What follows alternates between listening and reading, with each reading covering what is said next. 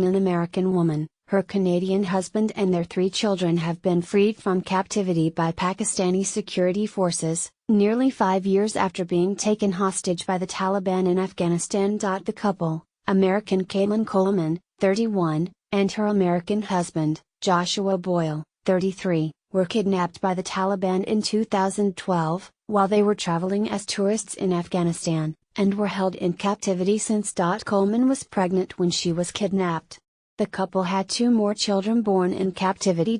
In a statement, the Pakistani army said U.S. intelligence agencies had been tracking the hostages and shared intelligence with Pakistan when the family was moved to the country.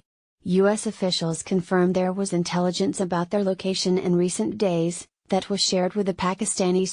In the initial hours after their release, the family was still in Pakistan as arrangements were being made to return them to either the U.S. or Canada.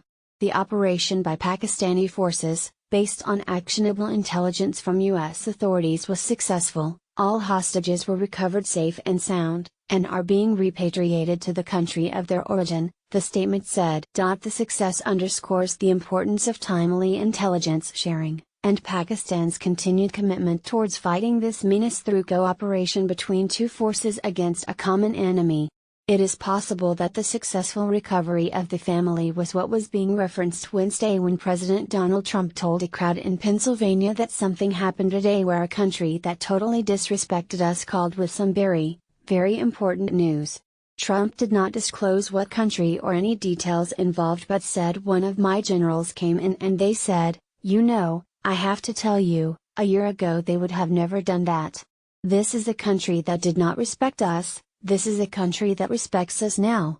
The world is starting to respect us again, believe me," Trump said, appearing to reference Pakistan, and that country's role in bringing about the recovery of the 4 hostages.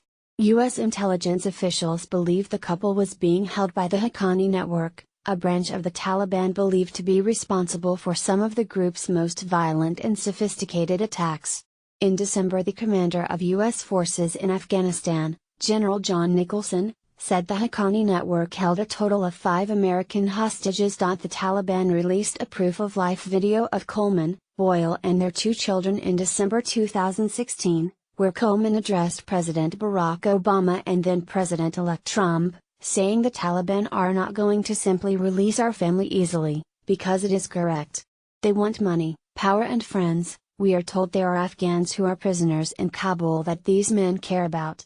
The Afghan government has captured several senior members of the Haqqani network, and U.S. officials believe the Taliban faction had hoped to exchange American hostages for their release. I think it's clear to me that the IC has connections with terrorist groups, General Joseph Dunford, the chairman of the Joint Chiefs of Staff, told a Senate Armed Services hearing on Afghanistan and South Asia last week, using the Pakistan Intelligence Agency's acronym. Trump has made getting tougher with Pakistan in an effort to get them to crack down on the Taliban a central tenet of his recently announced strategy for Afghanistan and the wider region.